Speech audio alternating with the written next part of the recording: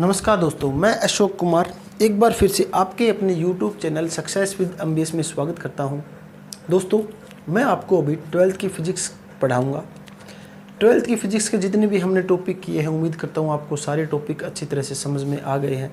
अगर फिर भी किसी प्रकार की कोई दिक्कत हो किसी भी टॉपिक के अंदर, आप मुझे बता सकते हैं।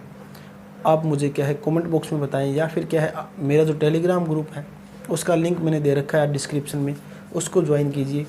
उस टेलीग्राम के ग्रुप के अंदर क्या है, अगर किसी भी प्रकार की प्रॉब्लम हो तो आप छोड़ सकते हैं। अब क्या है, मेरे पास जो टॉपिक है वो आपको मैं दिखाई दे रहा है विद्युत फ्लक्स के बारे में, जो कि हमारा चैप्टर फर्स्ट है, यूनिट फर्स्ट है इलेक्ट्रोस्टैटिक। उसके अंदर क्या है, हमारे पास एक टॉपिक है विद्युत फ्लक्स का। विद्युत फ्लक्स के बारे में देखते हैं क्या होता है। परिभाषा लिखी हुई है, ये विद्युत फ्लक्स के बारे में थोड़ा सा मैं आपको बताता हूँ किस तरह से होता है। मान लीजिए मेरे पास कोई एक क्या है सरफेस है, कोई एक मेरे पास क्या है एक सतह है, ठीक है। ये मेरे पास एक सतह है। इस सतह से क्या है गुजरने वाली जो विद्युत क्षेत्र रेखाएं हैं, ठीक है, ये सारी क्या है विद्युत क्षेत्र रेखाएं हैं, जिसको मैंने ई वेक्टर से डिनोट कर रखा है। अब परिभाषा क्या होती है विद्युत फ्लक्स की? विद्युत फ्लक्स की परिभाषा क्या होगी? किसी सतह से गुजरने वाली विद्युत क्षेत्र रेखाओं को दर्शाने के लिए जिस भौतिक राशि को परिभाषित किया गया है उसे क्या बोलते हैं? हम फ्लक्स बोलते हैं। यानी कि मेरे पास एक सतह है, सरफेस है, इस सरफेस से कितनी मेरी विद्युत क्षेत्र रेखाएं गुजरती है, उसको परिभाषित करने के लिए हम क्या करते हैं, विद्युत फ्लक्स को लिखते हैं। ठीक है दोस्तों, इसके अंदर क्या है, मेरे पास जो फ्लक्स होता है, फ्लक्स जो है मेरे पास, फ्लक्स का जो फॉर्मूला बनेगा वो क्या होगा मेरे पास, ई एस कोस थीटा, ठीक है, ई एस कोस थीटा, ये मेरे पास फॉर्मूला बनता है फ्लक्स का। इसके अंदर हम बात क्या करते हैं, ई मेरे पास क्या है, इसके अंदर जो मेरे पास ई दिया हुआ है वो मेरे पास क्या है, विद्युत क्षेत्र, ठीक है। ई जो दिया हुआ है वो मेरे पास है विद्युत क्षेत्र, और जो मेरे पास एस दिया हुआ है वो मेरे पास है क्षेत्रफल सदिश। ठीक है दोस्तों, क्षेत्रफल सदिश का मतलब क्या है, मेरे पास जो सतह होगी, जो मेरे पास सरफेस होगी, उस पर जो लंबवत मेरे पास जो एक लाइन बनेगी वो मेरे पास क्या बनेगा, वो मेरे पास होगा इस सतह का क्षेत्रफल सदिश। ठीक है, ये हमेशा लंबवत बनता है सरफेस के, ये बात आपको याद रखनी है। यह हमेशा लंबवत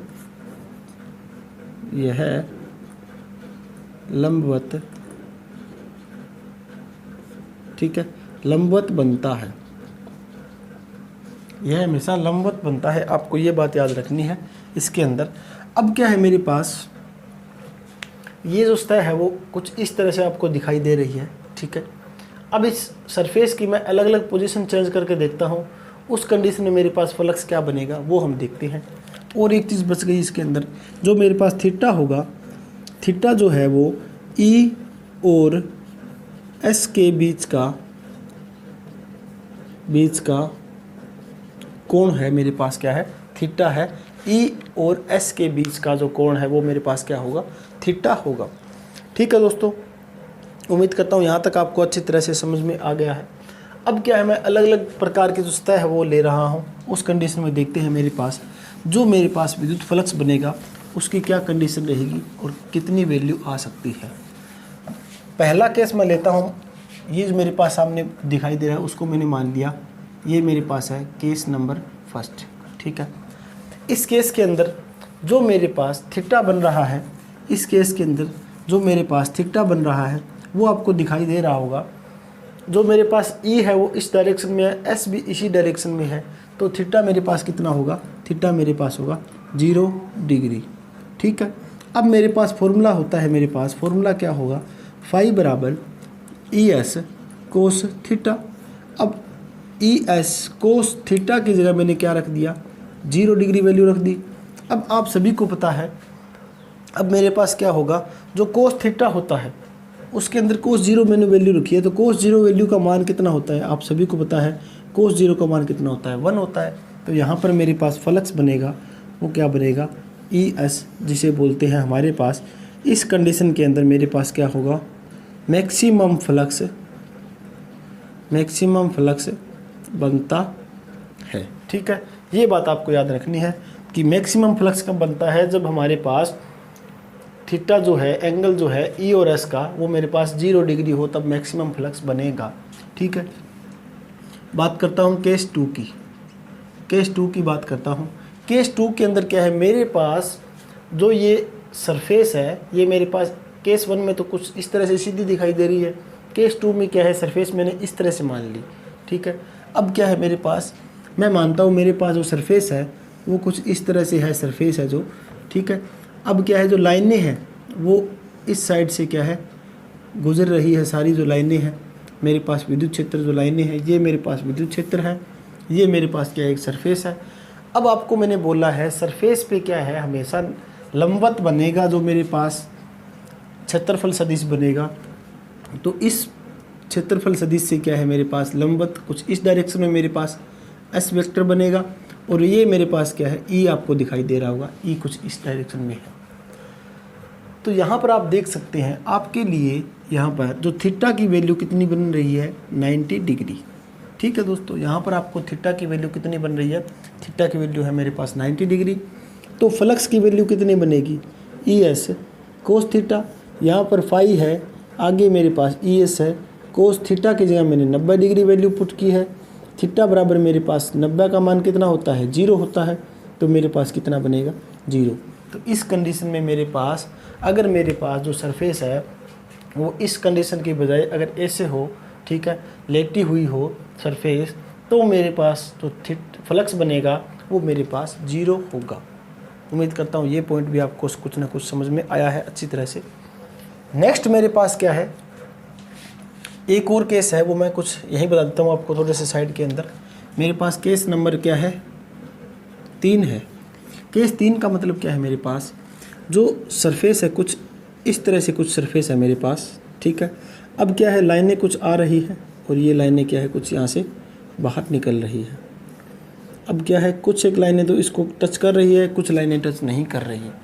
ठीक है दोस्तों, और इसके अंदर ये मेरे पास क्या बना है, ये मेरे पास है ई वेक्टर, और ये मेरे पास क्या है, ये मेरे पास है सरफेस। अब आपको पता है ये मेरे पास जो सरफेस सतह है, इससे क्या है 90 डिग्री हमें बनाना है क्षेत्रफल सदिश। तो 90 डिग्री मैं क्या बनाऊंगा, इससे 90 डिग्री बनाऊंगा तो कुछ इस डायरेक्शन में क्या है मेरे पास, मान लेता हूं मैं, ये मेरे पास क्या है, क्षेत्रफल सदिश 90 डिग्री का कुछ बना है। ठीक है, यहाँ पर मेरे पास क्या है, ये मेरे पास लाइनें इस तरह से जा रही है, तो ये मेरे पास कुछ ना कुछ थीटा बनेगा। अब ये जो थीटा बनेगा कुछ ना कुछ यहाँ पर, तो हमारे पास फॉर्मूला क्या बनेगा, फ्लक्स का। फॉर्मूला फ्लक्स का बनेगा ई एस कोस थीटा।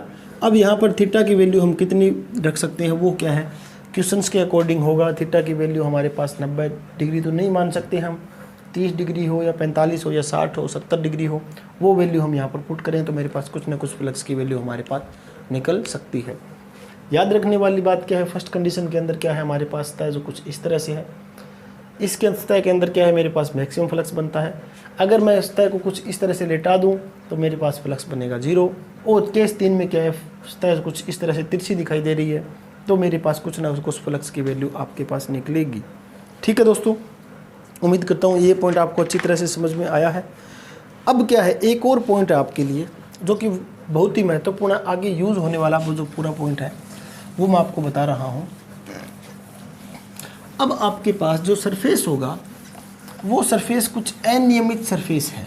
ठीक है, ये जो सारे सरफेस ले रहे हैं ये थी हमारे पास क्या है, नियमित सरफेस थे। अब मैं जो सरफेस ले रहा हूँ वो मेरे पास अनियमित सरफेस है। मान लेता हूँ मैं अनियमित सरफेस का मतलब क्या है, कुछ इस तरह से मेरे पास ये कोई सरफेस है। ठीक है, ये मेरे पास क्या है, ये मेरे पास है अनियमित सरफेस। सरफेस का मतलब आप समझते होंगे सतह जो होता है। ठीक है, ये मेरे पास अनियमित सरफेस है। अब इसके अंदर अगर हमें फ्लक्स निकालना हो तो कैसे निकालेंगे, काफ़ी मुश्किल रहेगा। तो हम क्या करते हैं, इस टाइप के क्वेश्चंस के अंदर, इस टाइप के अंदर करने के लिए हम क्या करेंगे, यहाँ पर हम छोटा सा क्या है, एक सरफेस मान लेते हैं, एक छोटी सी सतह मान ली हमने, ये वाली। ठीक है, कोई छोटी सी सतह मैंने मान ली इस टाइप की, इस सतह का क्या है, कुछ क्षेत्रफल मैंने मान लिया, वो है मेरे पास ds। ठीक है, क्षेत्रफल का छोटा सा हिस्सा होगा मेरे पास ये क्या होगा मेरे पास, क्षेत्रफल का छोटा सा हिस्सा, ये मेरे पास क्या होगा, क्षेत्रफल का छोटा सा हिस्सा होगा जिसे माना है मैंने ds। ठीक है दोस्तों, अब क्या है मेरे पास, ये क्षेत्रफल का छोटा सा हिस्सा है, ds है, ये मैंने सरफेस माना है। अब इस पर मुझे क्षेत्रफल सदिश तो बनाना होगा। क्षेत्रफल सदिश बनाएंगे तो आपको मैंने बताया वो लंबवत बनेगा। तो इस सरफेस के मैंने क्या किया, क्षेत्रफल सदिश कुछ इस डायरेक्शन में मेरे पास बन गया, जो कि क्या है, ds मेरे पास क्या है, क्षेत्रफल सदिश बना है।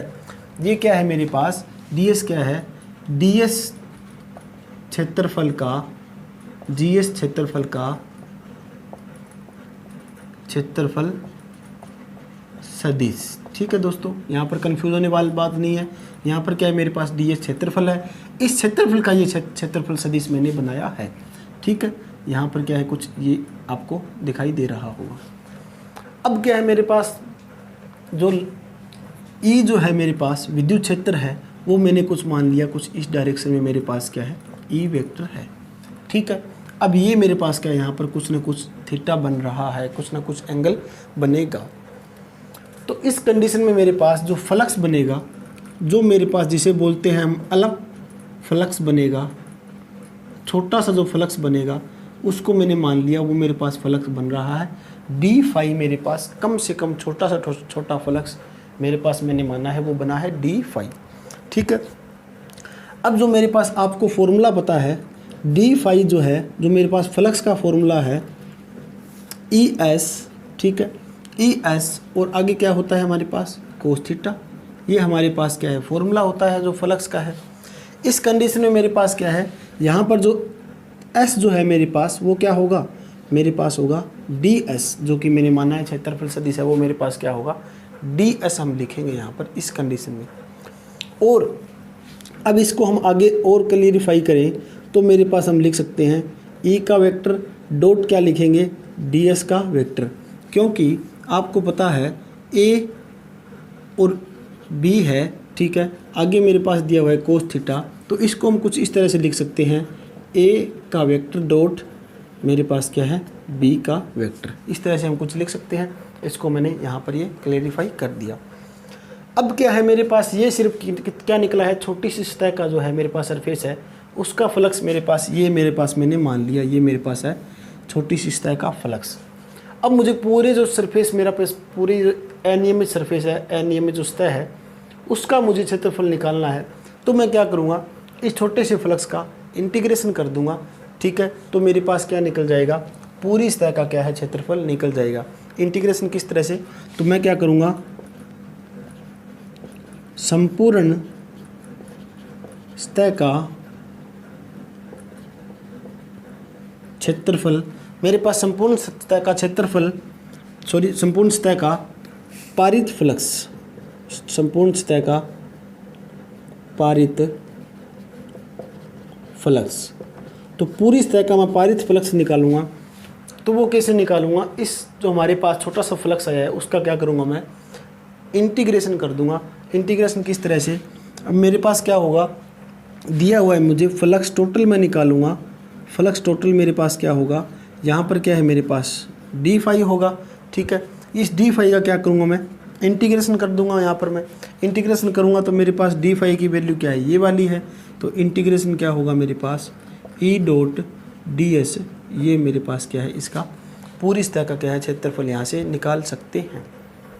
तो एक बार फिर से दोबारा बताता हूँ आपको मैं, ये पूरी कंडीशन क्या है, मेरे पास कोई अनियमित सरफेस है, उस अनियमित सरफेस का मुझे निकालना है विद्युत फ्लक्स। ठीक है, क्षेत्रफल फ्लक्स निकालना है। तो क्या करेंगे, हमने छोटी सी एक सरफेस मान लिया इसके अंदर, तो क्या है मेरे पास क्षेत्रफल का छोटा सा हिस्सा मैंने मान लिया डी एस।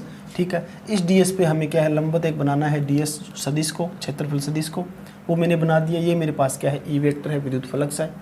छोटा सा फ्लक्स मेरे पास डी फाई होगा, डी फाई निकालेंगे हम। डी फाई निकालने के लिए हमारा पुराना फॉर्मूला हम पीछे देखते आ रहे हैं। यहाँ पर एस क्या है मेरे पास, डी एस होगा।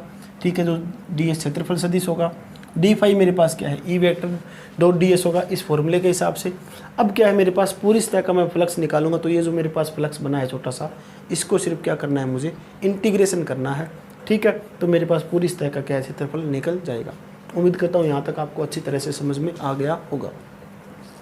अब क्या है मेरे पास आगे नेक्स्ट एक छोटा टॉपिक और है, वो हम देखते हैं। क्या है मेरे पास, अगर आपके पास धनात्मक और ऋणात्मक आवेश की बात करें हम, तो उसके अंदर फ्लक्स की थोड़ी सी बात करते हैं। अगर आपके पास कोई प्लस चार्ज है या फिर क्या है कोई माइनस चार्ज है, आपने ये बात पहले भी पढ़ रखी है। प्लस चार्ज है, ठीक है, उसका मैंने मान लिया ये क्या है, इस प्लस चार्ज का सतह है, सरफेस है, इसका क्या है माइनस चार्ज का ये आपके पास क्या है, सरफेस है। ठीक है, अब आपको पता है प्लस चार्ज से जो विद्युत क्षेत्र है वो क्या होता है, दूर जाता है। ठीक है, प्लस चार्ज से क्या होता है, विद्युत क्षेत्र हमारे पास दूर जाता है, और माइनस के क्या है हमारे पास नज़दीक में आता है। माइनस से क्या है, ऋणात्मक से क्या है नज़दीक आता है, और धनात्मक से क्या है दूर जाता है। अब क्या होगा, इस कंडीशन में जो फ्लक्स बनेगा, इस कंडीशन में फ्लक्स होगा वो क्या होगा, बाहर जाएगा। ठीक है, इस कंडीशन में फ्लक्स बाहर होगा, जिसे बोलते हैं हमारे पास क्या होगा, निर्गत होगा, फ्लक्स हमारे पास बाहर निकलता है। ठीक है, इस कंडीशन में जो मेरे पास फ्लक्स बनेगा वो मेरे पास क्या होगा, अंदर जाएगा। ठीक है, फ्लक्स अंदर की ओर होगा, तो इसे बोलते हैं हम आगत। ठीक है, ये इस कंडीशन में मेरे पास फ्लक्स होगा, आगत फ्लक्स बनेगा। और ये कंडीशन इसके अंदर क्या होगा, मेरे पास फ्लक्स क्या है, पॉजिटिव होगा। इस कंडीशन में जो मेरे पास फ्लक्स बनेगा वो मेरे पास क्या होगा, ऋणात्मक होगा। ये बात आपको ध्यान रखनी है। तो उम्मीद करता हूँ यहाँ तक क्या ये छोटा सा टॉपिक था वो मैंने आपको बताया विद्युत फ्लक्स के बारे में। नेक्स्ट हम पढ़ेंगे गाउस का नियम के बारे में, अच्छी तरह से क्या है आपको समझाऊंगा गाउस का नियम। जो भी हम टॉपिक करें बिल्कुल धीरे धीरे आराम से कर रहे हैं सारे टॉपिक, और ये जो सारे टॉपिक है आपके लिए काफ़ी इंपॉर्टेंट रहते हैं। एग्जाम के अंदर इसी टाइप के क्वेश्चंस पूछे जाते हैं। ये चैप्टर पूरा होने के बाद इस चैप्टर के जितने भी हमारे पास क्वेश्चंस बनते हैं वो मैं क्वेश्चंस आपको करवाऊँगा। और अगर आपको लगे भी ये वीडियो आपके लिए हेल्पफुल है, कुछ ना कुछ आपके लिए फ़ायदेमंद है, तो इस वीडियो को लाइक ज़रूर करें, अपने दोस्तों के साथ ज़रूर शेयर करें। अगर किसी को पीडीएफ की ज़रूरत हो तो आपको मैंने पहले ही बता दिया, हमारे पास टेलीग्राम ग्रुप है, उस टेलीग्राम ग्रुप को ज्वाइन कीजिए। पीडीएफ के लिए बोलिए, आपको पीडीएफ मिल जाएगी। ठीक है दोस्तों, मिलते हैं नेक्स्ट लेक्चर के अंदर। धन्यवाद।